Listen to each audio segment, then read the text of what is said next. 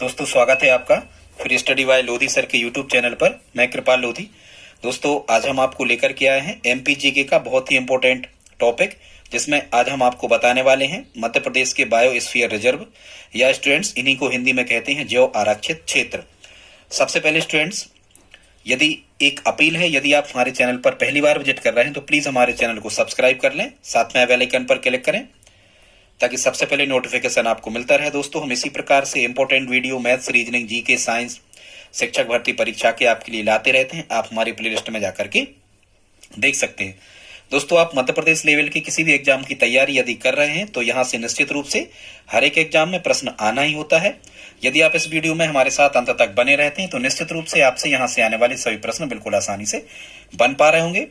दोस्तों तो आइए प्रारंभ करते हैं आज का टॉपिक। सबसे पहले ये जान लेते हैं कि ये जैव आरक्षित क्षेत्र क्या कहलाते हैं स्टूडेंट। तो जैसा कि आप जानते हो कि जंगली जानवरों की सुरक्षा के लिए, उनके आवास का संरक्षण या उनके आवास को सुरक्षित रखने के लिए जिस प्रकार से राष्ट्रीय अभयारण्य और राष्ट्रीय उद्यान बनाए जाते हैं, नेशनल सेंचुरीज और नेशनल पार्क जो बनाए जाते हैं स्टूडेंट्स, उन्हीं के एक क्षेत्र को जैव आरक्षित क्षेत्र या बायोस्फीयर रिजर्व कहते हैं। मुख्यतः जैव आरक्षित क्षेत्र के अंतर्गत ही कोई राष्ट्रीय उद्यान या राष्ट्रीय अभयारण्य आ जाता है।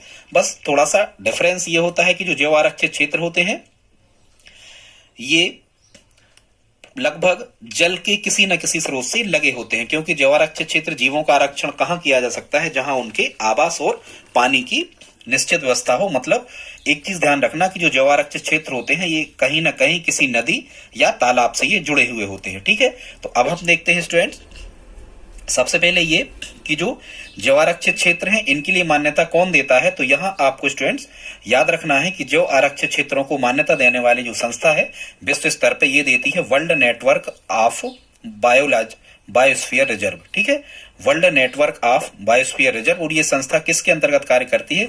ये संस्था कार्य करती है संयुक्त राष्ट्र संघ की संस्था यूनेस्को के अंतर्गत। आई होप आप इतना समझ गए होंगे, ये भी समझ गए होंगे कि जैव आरक्षित क्षेत्र क्या कहलाते हैं। अब हम देखते हैं कि भारत में कुल कितने जैव आरक्षित क्षेत्र हैं। तो यहाँ स्टूडेंट्स आपको ध्यान रखना है, भारत में कुल जैव आरक्षित क्षेत्रों की संख्या है 18, जिसमें सर्वाधिक क्षेत्रफल मध्य प्रदेश में आता है। मध्य प्रदेश में जैव आरक्षित क्षेत्र या बायोस्फीयर रिजर्वों की संख्या 3 है। और यदि हम पूरे वर्ल्ड की चर्चा करें तो पूरे वर्ल्ड में जैव आरक्षित क्षेत्रों की संख्या हो जाती है 621। अब हम देख लेते हैं कि मध्य प्रदेश के जो 3 जैव आरक्षित क्षेत्र हैं वो कौन कौन से हैं। तो याद आपको रखना है स्टूडेंट्स, मध्य प्रदेश का प्रथम जो जैव आरक्षित क्षेत्र है इसका नाम है पचमढ़ी। और स्टूडेंट जैसा कि आप जानते होंगे पचमढ़ी ये दर्शनीय स्थान है और पचमढ़ी मध्य प्रदेश में होशंगाबाद जिले के अंतर्गत आती है। होशंगाबाद जिले में आती है पचमढ़ी। अब इसके बारे में कुछ फैक्ट को जान लेते हैं। तो ये जो पचमढ़ी है ये मध्य प्रदेश का पहला जैव आरक्षित क्षेत्र है। और जो पचमढ़ी है इसमें एक चीज और आपको ध्यान रखना है कि जैव आरक्षित क्षेत्रों में सर्वाधिक जो क्षेत्रफल है ये पचमढ़ी बायोस्फीयर रिजर्व का है। ये 4982 वर्ग किलोमीटर इसका एरिया है। सबसे बड़ा जैव आरक्षित क्षेत्र क्षेत्रफल की दृष्टि से मध्य प्रदेश का कौन है? पचमढ़ी। इसको आप कहना पचबड़ी, बड़ी मतलब बड़ा है। ठीक है, पचमढ़ी जैव आरक्षित क्षेत्र की स्थापना 1999 में की गई थी, लेकिन 2009 में यूनेस्को ने इसे अपने जैव आरक्षित क्षेत्रों की श्रेणी में शामिल कर लिया, या हम कहते हैं यूनेस्को ने इसे विश्व नेटवर्क में शामिल कर लिया। अब हम देखते हैं, कभी कभी यहां से प्रश्न आता है कि जो पचमढ़ी जैव आरक्षित क्षेत्र है ये मुख्यतः किसके लिए जाना जाता है। तो यहाँ आपको याद रखना है कि जो पचमढ़ी है ये विशाल उड़ने वाली गिलहरी के लिए प्रसिद्ध है। ठीक है, यहाँ एक बड़ी उड़ने वाली गिलहरी पाई जाती है। और ध्यान रखना जो ये पचमढ़ी जैव आरक्षित क्षेत्र है ये 3 जिलों में कवर होता है। मतलब इसके अंतर्गत बैतूल, होशंगाबाद और छिंदवाड़ा। क्या क्या? बैतूल, होशंगाबाद और छिंदवाड़ा। होशंगाबाद में तो पचमढ़ी है लेकिन उससे लगे हुए बैतूल और छिंदवाड़ा भी इसके अंतर्गत आ जाते हैं। अब हम देखते हैं स्टूडेंट्स, सेकंड जो है ये दूसरा जैव आरक्षित क्षेत्र मध्य प्रदेश का ये है पन्ना। जो ये पन्ना है ये पन्ना टाइगर रिजर्व जो है यहाँ स्टूडेंट्स, पन्ना टाइगर रिजर्व जिसमें वर्तमान 2022 की हम चर्चा कर रहे हैं 56 बाघों की संख्या है यहाँ।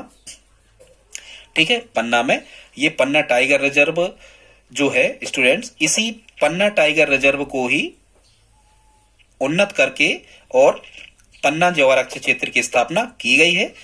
पन्ना को जैव आरक्षित क्षेत्रों की श्रेणी में शामिल किया गया है 25 अगस्त 2012 को। ठीक है, और यूनेस्को ने भी इसे मान्यता दे दी है।